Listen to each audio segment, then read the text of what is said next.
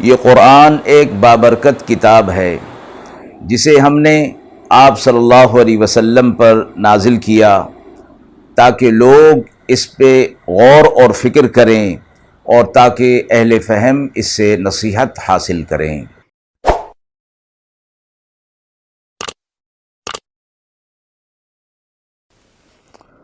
بسم اللہ الرحمن الرحیم۔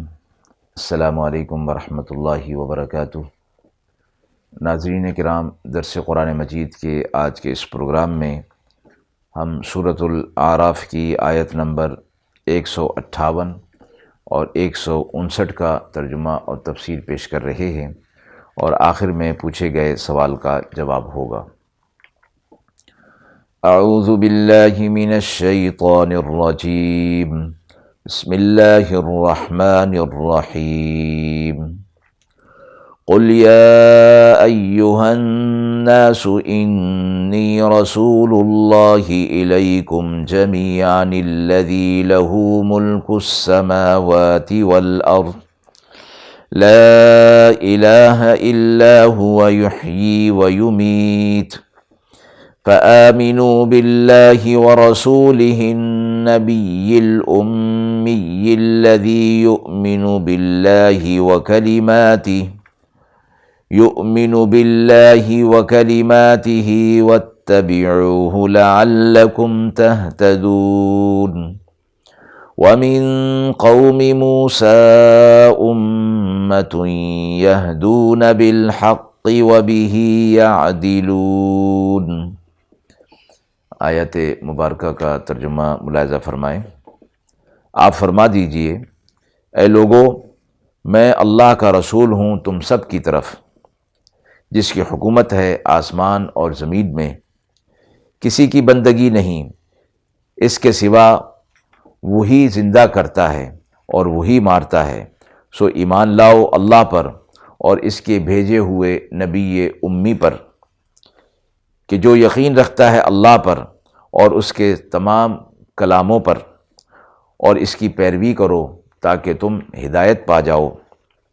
اور موسیٰ علیہ السلام کی قوم میں ایک گروہ ہے جو حق کے ساتھ راہ بتاتے ہیں اور اسی کے مطابق عمل کرتے ہیں۔ جیسے کہ پچھلی آیت میں آپ صلی اللہ علیہ وسلم کی صفات کو بیان فرمایا گیا تھا، ان آیات میں بھی آپ صلی اللہ علیہ وسلم سے فرمایا گیا کہ آپ تمام لوگوں کو یہ کہہ دیجئے کہ میں تم سب کی طرف رسول بنا کر بھیجا گیا ہوں۔ پوری انسانیت کو پیغام دے دیا گیا کہ اللہ رب العزت کے اس رسول امی اور رسول آخر تمام لوگوں کی طرف نبی اور رسول بنا کر بھیجے گئے ہیں۔ یعنی مراد اس سے یہ ہے کہ آپ صلی اللہ علیہ وسلم کی حیثیت پچھلے انبیاء علیہ السلام سے اس حوالے سے مختلف ہے کہ آپ صلی اللہ علیہ وسلم سے پہلے جتنے انبیاء علیہ السلام آئے، کسی خاص قوم کی طرف، خاص علاقے میں اور خاص وقت کے لیے آئے تھے۔ اس کے بعد جب وہ اس دنیا سے چلے گئے تو کچھ عرصے تک ان کی شریعت ان لوگوں میں قائم دائم رہی، اس کے بعد اس کے اندر تحریفات ہو کر وہ شریعت بدل دی، اور پھر اللہ کی طرف سے کسی نئے نبی اور رسول کے بھیجنے کا فیصلہ ہوا۔ آپ صلی اللہ علیہ وسلم کے لیے یہ ترتیب نہیں، بلکہ آپ صلی اللہ علیہ وسلم کی بعثت کے بعد تو کوئی اور نبی نہیں، اس لیے آپ صلی اللہ علیہ وسلم کی نبوت و رسالت قیامت تک رہنے والی ہے، اور آپ صلی اللہ علیہ وسلم اس لحاظ سے دوسروں سے ممتاز ہیں۔ پھر یہ فرمایا کہ اللہ نے زمین و آسمان کو جو پیدا فرمایا اسی پر اسی کی ملکیت ہے۔ توحید کا سبق اس کے اندر دیا گیا۔ اپنی نبوت و رسالت کا ذکر کرنے کے بعد اللہ تعالیٰ آسمانوں اور زمینوں کا مالک ہے اور اس میں اسی کی حکومت ہے، اس کے علاوہ کوئی معبود نہیں، اور وہی زندہ کرتا ہے، وہی مارتا ہے، زندگی اور موت اسی کے ہاتھ میں ہے، سو ایمان لاؤ اللہ اور اس کے بھیجے ہوئے نبی امی پر۔ پچھلی آیت میں بھی نبی امی پر ایمان لانے کا ذکر اور ان کے احکامات کو پورا کرنے کا ذکر تھا۔ تو روایت میں یہ فرمایا گیا کہ آپ صلی اللہ علیہ وسلم جس ملک میں ہیں تمام آسمان اور زمین اللہ کی ملکیت ہے اور حکومت ہے، اور اللہ رب العزت اپنی تمام صفات کے ساتھ موجود، اور اسی نے یہ فرمایا ہے کہ اس نبی امی پر ایمان لے آؤ، اور تمہارا یہ نبی امی اللہ تعالیٰ کے پچھلے تمام کلاموں پر ایمان رکھتا ہے۔ مراد یہ ہے کہ اللہ تعالیٰ کی کتابیں تورات، انجیل و قرآن وغیرہ ایمان لانے کے بعد ان پر اتباع کرنا ضروری ہے، ان کی اتباع نہیں، ان پر ایمان لانا ضروری ہے، اور اتباع صرف قرآن مجید کی ہوگی۔ اور اس میں یہ فرما دیا گیا کہ زبانی تصدیق کافی ہے، آپ کی شریعت کا اتباع کرنا ضروری ہے، یعنی ایمان پچھلی تمام کتابوں پر ہوگا، اور یہ ایمان اس حوالے سے کہ وہ منزل من اللہ تھیں، اللہ نے جب انہیں نازل کیا تو وہ کتابیں برحق تھیں، لیکن قرآن مجید اور آپ صلی اللہ علیہ وسلم کی شریعت آ جانے کے بعد اب وہ کتابیں منسوخ ہو چکیں، اب وہ شریعت منسوخ ہو گئی، آپ صلی اللہ علیہ وسلم کی شریعت لاگو ہو گئی، اور آپ صلی اللہ علیہ وسلم جو کتاب لے کر آئے اس پر ایمان بھی لانا ہے، اس کی تصدیق بھی کرنی ہے، اور اس کی اتباع بھی کرنی ہے۔ تو اس لیے فرمایا کہ رسول نبی امی پر ایمان بھی لاؤ، جو کہ پچھلی کلمات کی بھی یعنی پچھلی کتابوں کی بھی تصدیق کرتا ہے، اور اس کی اتباع کرو، یعنی جو وہ لایا ہے اس کی اتباع کرو، اور خود اس کی ذات کی اتباع کرو، پھر تم ہدایت پر ہوگے۔ یعنی ہدایت پر آنے کے لیے آپ صلی اللہ علیہ وسلم کی اتباع، اور اس حوالے سے کہ جو آپ صلی اللہ علیہ وسلم شریعت لے کر آئے ہیں اس کی اتباع کرنا ہدایت کے لیے ضروری ہے۔ دوسری آیت میں ارشاد فرمایا کہ موسیٰ علیہ السلام کی قوم میں ایسے لوگ موجود تھے جو خود بھی حق پر تھے اور حق کی اتباع بھی کرتے تھے، اور اپنے معاملات میں فیصلوں کو حق کے مطابق کیا کرتے تھے۔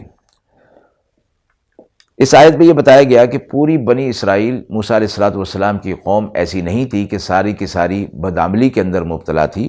بلکہ ان میں کچھ اچھے بھی لوگ تھے جو حق کا اتباع کرتے رہتے تھے۔ یہ وہی لوگ تھے جنہوں نے تورات و انجیل کے زمانے میں ان کی ہدایات کے مطابق عمل کیا، اور جب آپ صلی اللہ علیہ وسلم مبعوث ہوئے تو تورات اور انجیل کے اندر جو ان کی نشانیاں موجود تھیں ان کو دیکھتے ہوئے آپ صلی اللہ علیہ وسلم پر ایمان لے آئے، تو قرآن مجید نے ان کی وہ اس جماعت کی تعریف فرمائی کہ یہ حق کی جماعت ہے۔ اور ایسے بہت سے اصحاب رسول موجود ہیں کہ جنہوں نے آپ صلی اللہ علیہ وسلم پر ایمان لائے، اور پہلے وہ یہود پر تھے۔ اس بارے میں حضرت عبداللہ بن سلام کا ذکر آتا ہے کہ جو پہلے یہود کے عالم تھے اور آپ صلی اللہ علیہ وسلم پر ایمان لے آئے، تو ایسے لوگوں کے لیے اللہ رب العزت نے قرآن میں مجید میں فرمایا اولئک یؤتون اجرہم مرتین، انہیں دوہرا اجر دیا جائے گا، یعنی ایک اپنی کتاب پر جبکہ وہ موجود تھی اور شریعت موجود تھی تو اس پر وہ ایمان لائے اور عمل کیا، اور پھر آپ صلی اللہ علیہ وسلم جب مبعوث ہوئے تو انہی نشانیوں کو دیکھتے ہوئے اسی شریعت پر عمل پیرا ہوتے ہوئے آپ صلی اللہ علیہ وسلم پر ایمان لے آئے، تو اللہ رب العزت انہیں دوہرا اجر عطا فرمائیں گے۔ تو ساری کی ساری بنی اسرائیل قوم جو تھی وہ بدعملی میں مبتلا نہیں تھی، نیک لوگ بھی تھے، اور نیک لوگوں کی تعریف اللہ رب العزت نے فرما دی۔ اسی طرح بعض روایت میں آتا ہے جس کو اگرچہ واقعے کے طور پر نقل کیا گیا ہے اور واقعہ عجیبیہ کہا ہے، ابن کثیر نے واقعہ عجیبیہ کہا اور اس کو رد نہیں کیا، البتہ تفسیر قرطبی نے اس کو نقل کر کے کہا ہے کہ یہ روایت غالباً صحیح نہیں ہے کہ اللہ رب العزت نے موسیٰ علیہ السلام کی قوم کو 12 حصوں میں تقسیم کر دیا تھا۔ یہ جو 12واں قبیلہ تھا یہ لوگ اپنی قوم کی بدعملی سے عاجز آ چکے تھے، انہوں نے اللہ سے دعا کی کہ وہ ہمیں ایسی جگہ پر لے جائے کہ جہاں ہم اپنے دین پر آسانی کے ساتھ عمل کر سکیں، تو اللہ رب العزت نے انہیں ایک ایسی جگہ پر پہنچا دیا جہاں وہ رہتے رہے۔ اور روایت میں یوں آتا ہے کہ جب آپ صلی اللہ علیہ وسلم معراج پر تشریف لے جا رہے تھے تو یہاں سے ان کا گزر ہوا، تو آپ صلی اللہ علیہ وسلم نے انہیں قرآن کی آیات سنائیں اور انہیں یہ کہا، ان سے یہ پوچھا کہ تمہارے مکان جو ہے وہ ایک جیسے کیوں ہیں؟ تو انہوں نے جواب میں کہا کہ تاکہ ہمارے درمیان کوئی امتیاز نہ ہو اور ہم برابر سرابر کے طور پر رہتے رہیں۔ تو آپ صلی اللہ علیہ وسلم نے ان سے پوچھا کہ تمہارے پاس کچھ ناپ تول کا بھی انتظام ہے؟ تو تمہارے معاش کا کیا سامان ہے؟ انہوں نے کہا کہ ہم زمین میں کھیتی باڑی کرتے ہیں اور جو غلہ تیار ہوتا ہے تو کاٹ کر وہیں ڈھیر لگا دیتے ہیں، جس کو جتنی ضرورت ہوتی ہے وہ یہاں سے لے جاتا ہے، اور ناپ تول کا ہمارے ہاں کوئی انتظام نہیں ہے۔ آپ صلی اللہ علیہ وسلم فرمایا کہ کیا تم میں سے کوئی شخص جھوٹ بھی بولتا ہے؟ انہوں نے کہا کہ نہیں، اگر کوئی ایسا کرے تو آگ آ کر اس کو جلا دیتی ہے۔ اس طرح کے کچھ سوالات جو روایت کے اندر موجود ہیں، تو فرمایا کہ جب یہ وہی لوگ تھے، وہی 12واں قبیلہ تھا کہ جن کا ذکر یہاں اہل حق کے طور پر کیا گیا کہ وہ حق پر خود بھی تھے اور حق کے ساتھ اپنے معاملات میں عدل کے ساتھ معاملہ کیا کرتے تھے۔ آیت کے حوالے سے سوال پوچھا گیا ہے کہ آپ صلی اللہ علیہ وسلم کی نبوت قیامت تک ہونے سے کیا مراد ہے؟ فرمایا گیا کہ آپ صلی اللہ علیہ وسلم